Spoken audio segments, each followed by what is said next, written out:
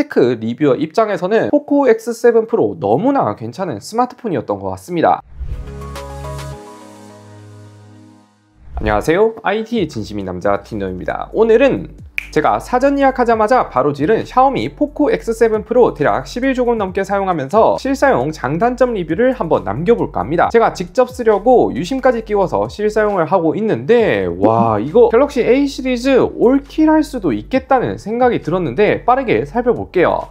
먼저 장점들부터 보면 30만원대에서는 굉장히 압도적인 퍼포먼스인데 이게 사전 예약할 때는 36만원에 했고 지금 영상 촬영일 기준으로는 39만원 정도에 판매를 하고 있는데, 참고로 갤럭시 A35가 42만원 정도에 판매하는 걸 보면 조금 더 저렴한데 성능은 거의 최대 4배 차이가 나는데, 칩셋은 TSMC 4나노 공정이 적용된 디멘시티 8400 울트라 칩셋이 들어갔고 램은 8기가가 들어갔죠. 일단 긱벤치 6로 바로 살펴보면 싱글은 1500점 대 멀티코어는 무려 5900점대로 이게 보급형 칩셋이라기보다는 중급기 칩셋, 사실 엑시노스라든지 스냅드래곤은 보급형 칩셋과 플래그십 칩셋 간의 격차가 매우 크지만 디멘시티만 유일하게 중간급 칩셋이 있는 느낌이라 보시면 되는데, 아무튼 갤럭시 A55는 싱글이 1100점대, 멀티코어는 3400점대인 걸 생각하면 최대 2배에 가까운 성능 차이가 있죠. 추후 출시될 A56과 비교해봐도 압도적인 성능 차이를 보여줍니다. 이뿐만 아니라 GPU에서는 더 큰 차이가 있는데 3D 마크로 비교를 해보면 최고점은 무려 3800점대, 최저점은 3100점대로 이게 얼마나 메리트가 좋냐. A35가 참고로 800점대인데 거의 4배 차이가 나고 스로틀링 시에는 스냅드래곤 8gen3와 맞먹는 퍼포먼스를 보여줍니다. 물론 이건 벤치상의 점수이고 실제 최적화는 아직 스냅드래곤이라든지 애플 A 칩셋에 비해 밀리는 느낌이 있긴 한데, 아무튼 원심 플레이 해보면 스펙상 높은 옵션으로 돌려야 할 것 같지만 최적화가 좀 덜 되어 있는지 중간으로 해야 560프레임 방어를 해주는 느낌을 보여줬습니다. 그래도 이 가격대에서 원신이 된다? 이걸로 끝났죠. 기본 부팅만 봐도 상당히 빠릿빠릿하고 크게 버벅임 없는 쾌적한 느낌을 보여줬어요. 결론은 성능만 본다면 50만원대 이하에서는 현재까지는 압도적인 1등 아닌가 싶습니다.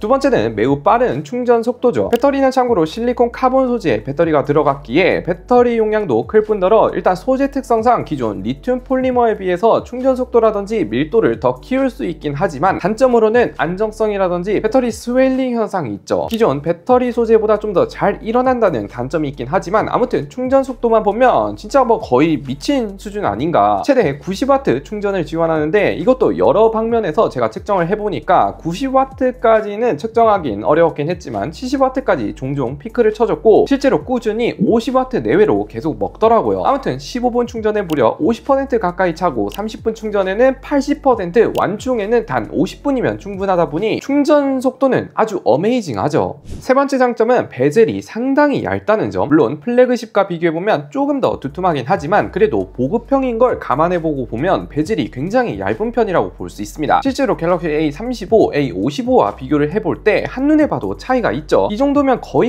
준 플래그십 수준 아닐까 싶은, 게다가 하단 베젤이 살짝은 더 두툼하긴 해도 이 정도면 충분히 봐줄만하고 사실 X6 프로랑 동일한 베젤이긴 한데, 아무튼 더 마음에 드는 거는 A 시리즈는 화면이 꺼져 있을 때 화면과 베젤 간의 경계가 좀 뚜렷하게 보이기 때문에 뭔가 저렴한 느낌이 크게 들지만, 포코는 베젤과 디스플레이 간의 경계가 잘 안 보이는 일체형에 가깝기 때문에 꺼져 있을 때 보면 좀 더 플래그십 같은 느낌이 있어서 특히나 더 마음에 들더라고요. 네 번째 장점은 메인 카메라가 상당히 만족스러운데 50메가픽셀의 OIS가 들어갔죠. 여기까지는 요즘 트렌드이긴 한데 동영상에서 보면 보통 이 가격대에서는 4K 60프레임 지원이 안 되거든요. 그런데 포코는 무려 4K 60프레임 촬영이 가능합니다. 그냥 어거지로 올려서 보여주는 줄 알았지만 영상 퀄리티를 보면 고정된 영상에서는 매우 안정적이긴 하나 걸어다니면서 찍을 땐 뭔가 흔들흔들하는 느낌이 있긴 합니다. 아무튼 사진도 보면 요즘 유행하는 50메가픽셀이면 픽셀 비능을 풀어서 2배 무손실 옵션도 있는데 찍어보면 뭔가 포토샵을 한 것처럼 굉장히 좀 화사하게 나오고 결과물도 실제로 상당히 만족스럽더라고요.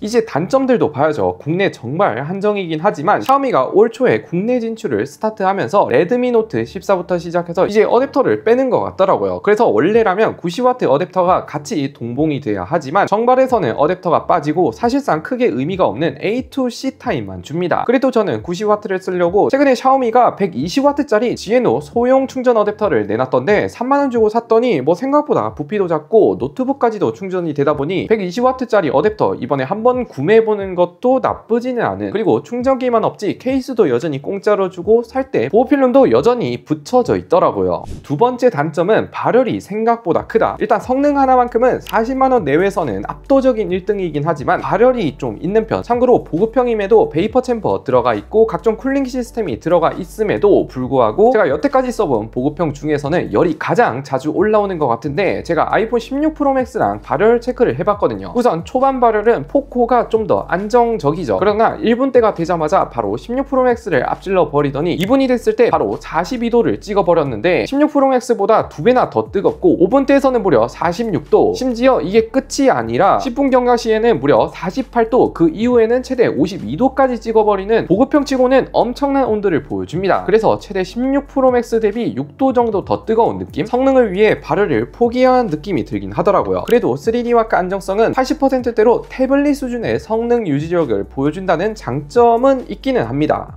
세 번째 단점은 초광각과 카메라 디자인. 일단 카메라 디자인부터 보면 쓸데없이 카메라 섬이 좀 크거든요. 아무리 봐도 이거는 디자인을 위해서 일부러 키운 것 같고 실제 센서 크기는 그렇게 크진 않는데, 아무튼 디자인은 그렇다 쳐도 초광각은 사실 막 엄청 큰 발전이 없다 해야 되나? 메인 50메가픽셀은 상당히 감성적이게 찍히는 순간들이 많지만 초광각은 같은 스마트폰으로 찍는 사진이 맞나 싶을 정도로 8메가픽셀 센서인데 다른 스마트폰으로 찍은 듯한 느낌? 주간에서도 이렇게 티가 나는데 야간에서는 더 티가 많이 나죠. 근데 가격이 40만원 내외니까 봐줄만 한 것 같기도 하고, 참고로 전면 카메라도 많이 구린 느낌이 있긴 합니다. 네 번째는 이건 제 개인적인 의견이긴 한데 AOD가 없다는 점. 그래도 갤럭시 A 시리즈는 요즘 초저가 모델에도 AOD를 넣어주는데 포코는 AOD가 없습니다. 물론 설정에서 AOD라는 옵션이 있긴 하지만 이건 짭 AOD이고 그냥 10초 동안만 잠시 켤 수 있는 사실상 큰 의미가 없는 AOD다 보니까 보통 포코라든지 샤오미는 기존에 갤럭시를 쓰다 넘어오는 경우가 많다 보니까 이거는 좀 아쉬울 수 있다고 보시면 됩니다. 그래도 디스플레이 자체는 준수한 편이기 때문에 2560Hz 터치 샘플링 및 손에 땀이 나거나 물기가 있어도 지문 인식이 잘 되고 화면 밝기도 상당히 밝은 편이기 때문에 야외에서도 어느 정도 보여주는 편이긴 합니다. 그 다음으로 이건 단점으로 꼽기엔 애매한데 내장 스피커가 살짝은 아쉽더라고요. 그 이유가 들어보니까 양방향 스피커라 좋긴 하지만 저음이라든지 베이스가 많이 부족하다는 느낌이 있습니다. 폰 스피커는 무난하거나 아쉽다, 그 사이에 있는 것 같은데 아무튼 좀 그래요.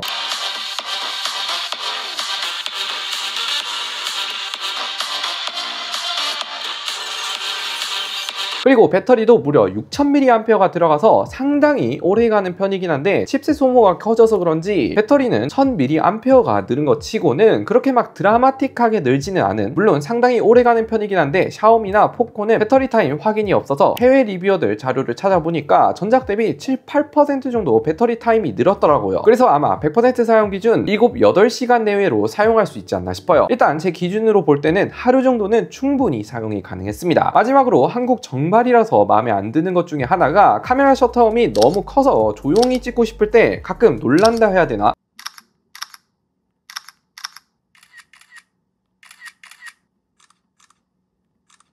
이건 정발이라 끌 수도 없고 덤으로 전화할 때 통록을 할 수 있긴 하지만 통록 알림이 온다는 것, 물론 이건 지역을 홍콩으로 바꾸면 없어진다고 하는데 이걸 단점으로 많이 꼽는 것 같아요.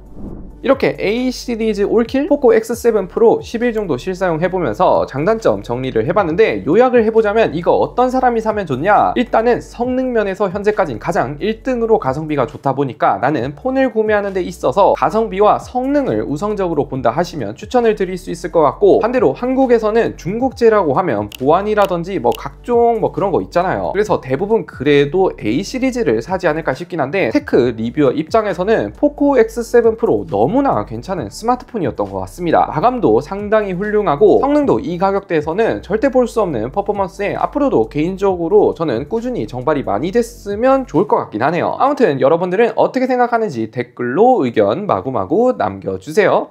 끝!